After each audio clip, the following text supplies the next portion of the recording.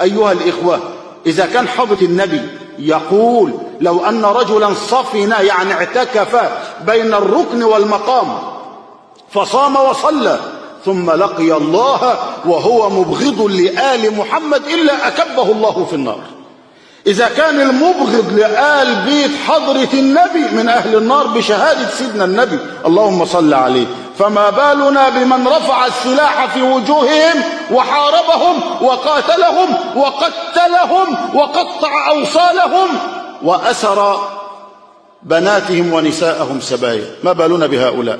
ما بالنا؟ أيها الإخوة، إذا كان رب العالمين يقول قل لا أسألكم عليه أجرا إلا المودة في القربى، يقول إنما يريد الله ليذهب عنكم رجس أهل البيت ويطهركم تطهيرا.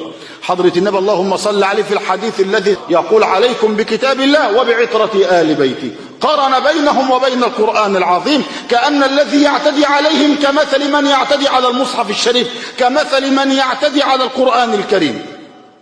وبعد ذلك يأتي من يدافع ومن يبرر ومن يؤول ومن يلتمس الأعذار، حتى قال قائلهم إن الحسين قد قتل بسيف جده عليه الصلاة والسلام. ما هذا الهراء؟ ما هذا العبث؟ لا، نحن واضحون مع أنفسنا، كل من اشترك ولو إذا كان ده حضرة النبي اللهم صل عليه يقول لو أن أهل السماوات وأهل الأرض قد اشتركوا في قتل مسلم ولو بشطر كلمة إلا أكبهم الله في النار. قتل مسلم عادي، واحد من عامة المواطنين، ما بالنا بمن تمالؤوا وتآمروا واتفقوا على قتل درة تاج بيت سيدنا محمد سيدنا الحسين ومن معه من آل بيت سيدنا محمد اللهم صل عليه.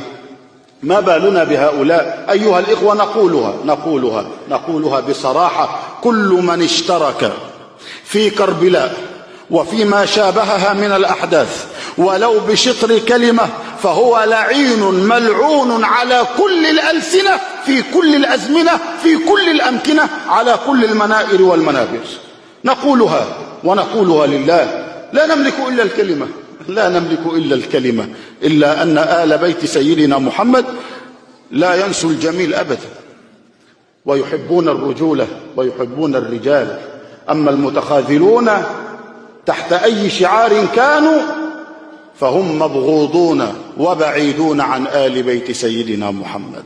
نسأل الله سبحانه وتعالى في هذه الساعة لا أن تكون ساعة إجابة، يا رب بحق سيدنا محمد وآله فرج عنا ما نحن فيه، بحق سيدنا محمد وآله اجعل يومنا خيرا من أمسنا واجعل غدنا خيرا من يومنا، يا رب بحق سيدنا محمد وآله أسمعنا ما يسر نفوسنا، وثبت علينا ديننا وعقولنا، واختم بالصالحات أعمالنا، يا رب بحق سيدنا محمد وآله اغفر ذنوبنا وفرج كروبنا واستر عيوبنا واشف أمراضنا واستر أعراضنا، يا رب بحق سيدنا محمد وآله لا تخرجنا من بيتك إلا وقد غفرت لنا وأعطيتنا سؤلنا وبلغتنا مرادنا، يا رب بحق سيدنا محمد وآله اهدنا سبل السلام وارزقنا حسن الختام، وأبلغ حبيبك وآل بيته منا السلام.